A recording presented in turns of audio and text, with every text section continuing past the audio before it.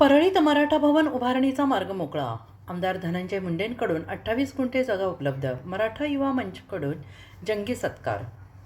शहरात भव्य मराठा भवन उभारण्यासाठी आमदार धनंजय मुंडे अध्यक्ष असलेल्या नाथ प्रतिष्ठानच्या वतीने तब्बल 28 गुंठे जागा उपलब्ध करून देण्यात आली आहे. आणि या महत्त्वपूर्ण निर्णयामुळे परळीतील मराठा समाजाच्या हक्काच्या वास्तूचा मार्ग आता पूर्णपणे मोकळा झाला आहे. मराठा भवनासाठी एवढी मोठी जागा उपलब्ध करून दिल्याबद्दल कृतज्ञता व्यक्त करण्यासाठी मराठा युवा मंचच्या वतीने आमदार धनंजय मुंडे यांच्या विशेष सत्काराचे आयोजन करण्यात आले. आणि यावेळी मराठा युवा मंचच्या पदाधिकाऱ्यांनी आमदार मुंडे यांना शाल, श्रीफळ, पुष्पगुच्छ देऊन त्यांचा जाहीर सत्कार केला आहे. या सत्काराला उत्तर देताना आमदार धनंजय मुंडे यांनी म्हटले की नाथ प्रतिष्ठानच्या माध्यमातून समाजातील प्रत्येक घटकासाठी काम करण्याचा आमचा नेहमीच प्रयत्न असतो. मी जात धर्म सोडून काम करतो. म्हणत होतो की पण सरकार नको, आपण बसून बैठक घेऊ, बोलू, चर्चा करू. आणि एक जे अनेक दिवसापासून म्हणत आलं, अनेक वर्षापासून म्हणत आलं, एक वातावरण पुन्हा एकदा छत्रपती शिवरायांच्या स्वराज्यात जे वातावरण होतं ते महाराष्ट्रात अनेक वर्ष राहिलं. मधल्या काळात थोडस काही कारण नसताना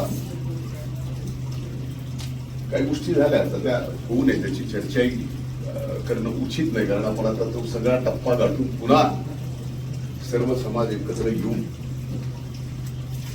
त्या समाजातल्या ज्या काही अडचणी सोडवण्यासाठी आपण सर्वजण प्रयत्न करतो. ही खरी गोष्ट आहे की 2017ला पहिल्यांदा नगरपालिकेच्या निवडणुकीमध्ये मराठा समाजासाठी जागा देण्याचा विषय चर्चेला आला. आणि जागा आपणच बघावी, आम्हाला सांगावी आणि ती आम्ही द्यावी, अशी चर्चा त्यावेळी झाली. अनेक जागा बघत असताना ही जागा ठरवली. मग काही झालं, ती नको म्हणली, दुसरी, ती नको म्हणली, तिसरी, या जमलं.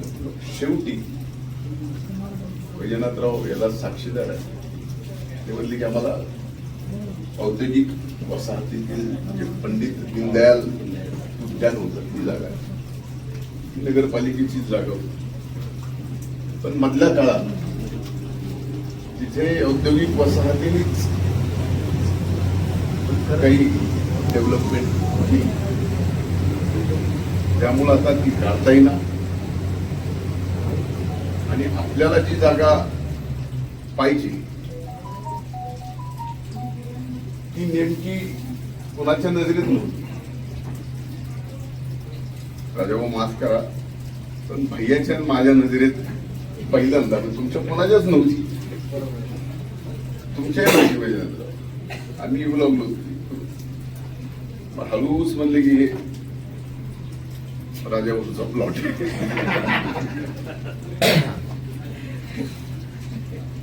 मग तो वेगळ्या प्रयोजनासाठी होता. त्यावेळेस असा विषय नव्हता की नगरपालिकेने प्लॉट द्यावा, इथपर्यंत मर्यादित विषय होता. नगरपालिका कुठला जेवढे आहेत तेवढे तुमच्या समोर ओपन स्पेस ठेवली, बघा, घ्या. हा विषय तसा नव्हता. हा विषय आमच्या दृष्टीने, माझ्या दृष्टीने, वैयक्तिक माझ्या दृष्टीने एक आत्मीयतेचा विषय होता की जे कुठेच महाराष्ट्रात घडलं, मराठवाड्यात सोडा, महाराष्ट्रात कुठं घडलं नाही की एक निवडून आल्यानंतर आपली अवर असणार ती आपल्या कामातून परतफेड करणं जे असतं ना, अनेक वर्ष आपण सर्वांनी माझ्यावरती अतीव प्रेम केलं. मधल्या काही वर्षाचा, 2-3 वर्षाचा विषय सोडला तर तुम्ही जेवढा जीव लावलाय त्याचे शेवटी माझ्यावर उपकार आहे. मध्ये 2-3 वर्षामध्ये काय झालं त्याच्यामुळं माझं कर्तव्यात बदल होऊ शकतो. मी ज्या गोष्टीत बांधल्या गेलेलो त्या बांधलेल्या गोष्टीत मी बदल कधी करू शकतो. आणि मी आजही सांगतो, मी जात पात धर्म सोडून राजकारण जात पात कधीच मी पाळला नाही, काही नाही. पण मधल्या काळात लाता मारून हाकलायचा प्रयत्न झाला. मोकळं म्हणजे तात्याला जाऊन भांडल आपलं माझं आपलं दुसरं कार्यक्रम नसतो. सरळ जे आहे ते इथं जे आहे ते इथं आहे, इथं जे आहे इथं आहे. पण मी गेलो नाही. मी आपल्या कर्तव्याशी ठाम राहिलो. कुठल्याही विषयात मी एक ब्रश शब्दाने बोललो नाही. आणि मला माहित होतं की आज संभाजी येणार आहे, त्यामुळे इथं बोलायचंच नाही. पण आज मी सांगतो, अनेक जणांनी नगरपालिकेचे आभार मानले. नगरपालिकेचे आभार मानायला पाहिजे, पण ही जागा नगरपालिकेची नाही, साहेबांची. ही जागा नगरपालिकेची नाही आहे, ही व्यक्तिगत राजेंद्र सोनी यांची 28 गुंठे जागा आहे, जी मी घेऊन आपल्या सकल मराठा समाजाच्या तिथं मराठा भवन आणि विद्यार्थी आणि विद्यार्थिनीसाठी हॉस्टेल, शैक्षणिक वेगवेगळ्या कॉम्पिटेटिव्ह एक्झामसाठी बिल्डिंग आणि समाज उपयोगी कार्यक्रम तिथं व्हावे यासाठी ती जागा दिली गेलेली आहे. आता ती फक्त आपण सगळी डेव्हलप करून देणार आहे, म्हणजे जागाच देतो अशातला भाग नाही. ज्या काही गोष्टी उद्या लागणार आहेत त्या प्लॅन, म्हणून मी कालही म्हटलं की प्लॅन करताना जर घेतलं सोबत तर आणखीन व्यवस्थित प्लॅन. नाही तसं नाही. आर्किटेक्चरल डिझाईन ज्यावेळेस आपण करतो तर बऱ्याचशा गोष्टी अशा राहून जातात. आपण करताना पुढच्या 25-50 वर्षाचा प्लॅन करून करतो. आता तुम्ही जर ऍग्रिकल्चर कॉलेज बिल्डिंगचं काम आता बऱ्यापैकी पुढे आलंय आपल्या परळीचं, ते मी पुढच्या 50 वर्षाचा विचार करून त्या ठिकाणी ते कॉलेजचं बांधकाम डिझाईन केलं. तशाच पद्धतीचं आपलं हे मराठा भवन, त्याचबरोबर मराठा समाजातील विद्यार्थी विद्यार्थिनीसाठी तिथं हॉस्टेल. मी माझा हेही विचार सांगितला की परळीमध्ये हॉस्टेल हा विषय थोडासा नाजूक आहे, बघा एकदा परत एकदा विचार करा. पण आपल्या परळीमध्ये काही गोष्टीत बदल सुद्धा होणं गरजेचं आहे. जर चांगले शिक्षक, चांगले प्राध्यापक क्लासेस घेण्यासाठी आपल्या समाजात समोर तयार झाली तर ते विद्यार्थी सुद्धा इथे येऊन शिक्षण घेऊ शकतात. नावाजलेले आहेत, आपल्याला माहिती आहे, प्रत्येक समाजात ते येतील. ती तिथली आपली त्यांना शिक्षण हेही देतील. त्यासाठी ही जागा फार महत्वाची आहे. आणि सगळ्यात महत्वाचं, अनेकदा बैठका गार्डन मध्ये घ्यावं लागत पुढे महाराष्ट्र जे काय मला बघू ते काय बरं दिसत नाही. जागा चांगली जागा, त्यामुळे ही जागा या ठिकाणी आपण उपलब्ध करून दिलेली आहे. की मी नाही तर नाथ प्रतिष्ठानच्या वतीनं, म्हणजे प्रतिष्ठान आहे त्या प्रतिष्ठानच्या वतीनं तुम्ही विश्वस्त नाथ प्रतिष्ठानचे, पण त्यांचा व्यवहार पूर्ण करून ती जागा लवकरात लवकर आम्ही हस्तांतर करून, आता कालच केली हस्तांतर. काय ते व्यवहार आमचं घेता घेता कोण गेले असं आपलं काम तर तुमच्या जीव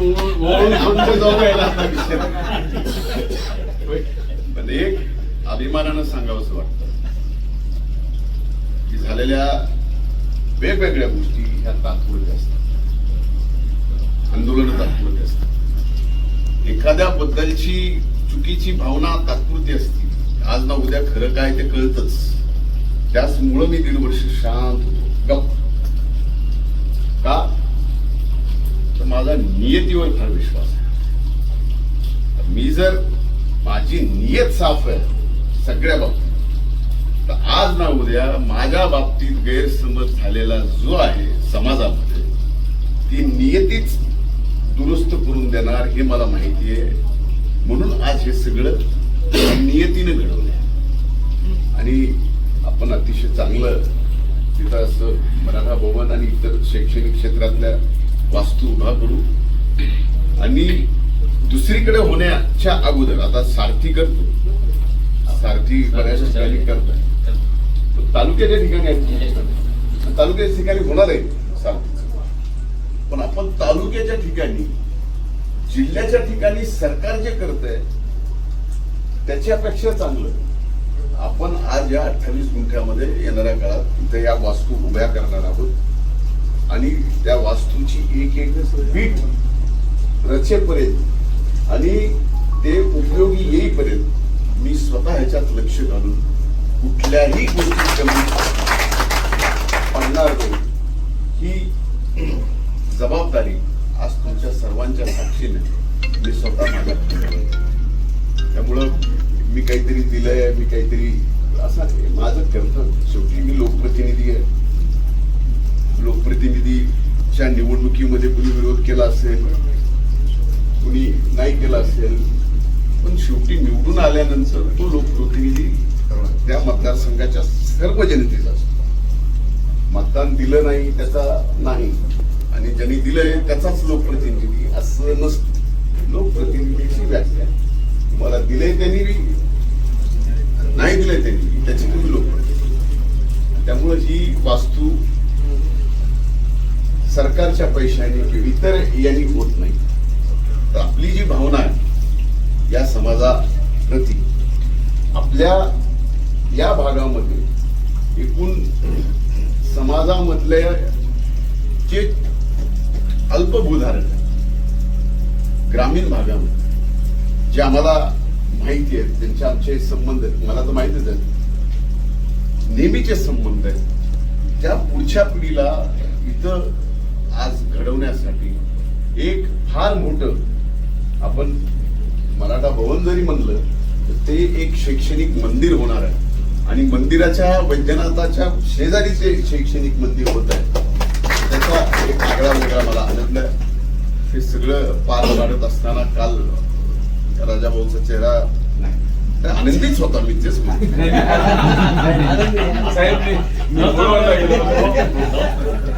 आनंदीच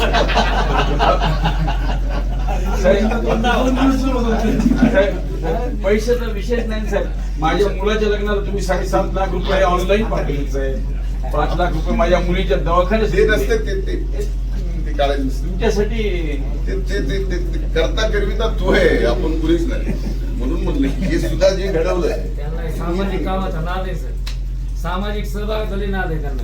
काय आहे छंद म्हणा. पण त्यांचंही नुकसान होणार नाही याची काळजी घेऊन, म्हणजे आपण वास्तू उभी करतो तर कुणाचं मन दुखून तिथं वास्तू उभा करणं मला आणि त्यांनी समाधानाने नाही तर आनंदाने दिली. हे एक विशेष मला सांगायचं होतं. आज ते सगळं घडून आलं. समज गैरसमज जे होते, राजकीय विरोध असावा, वैचारिक विरोध असतो, राजकीय विरोध असतो, तो महाराज ठेवावा. पण शेवटी आपल्या शहराच्या विकासाचा संबंध, आपल्या समाजाच्या विकासाचा संबंध सर्वांनी एकत्र येऊन आपले कर्तव्य पार पाडावं. नाही ते एकच विलन असं करू नका. काल तुम्ही केलं, काही जणांनी नगर परिषदेचेच फक्त अभिनंदन केलं.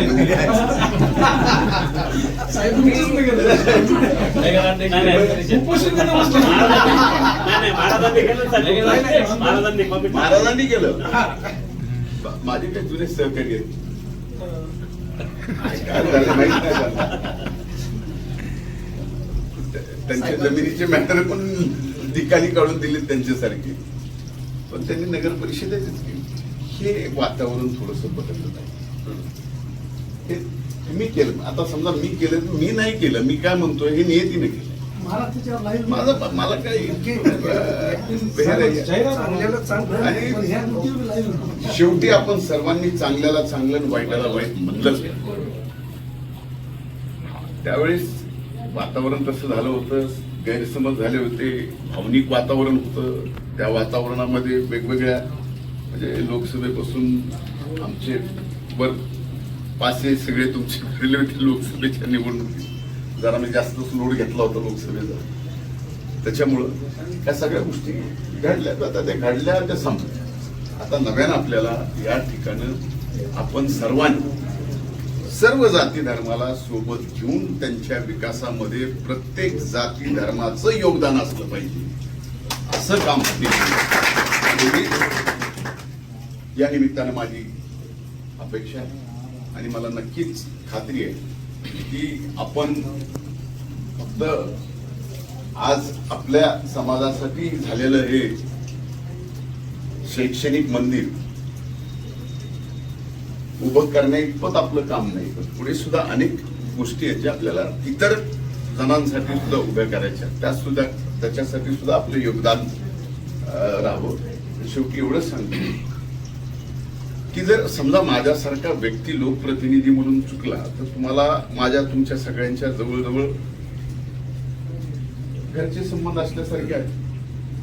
नितीनचे जे एवढे मी त्याच्या घरी, ते माझ्या घरी कितीदा जेवलाय त्यालाही सांगता येणार नाही, मलाही सांगता येणार नाही, पण मध्ये आम्हाला लाखोळी त्यांची पण मिळालीच आहे मित्र म्हणून. तसं काय नसतं, त्याला काय.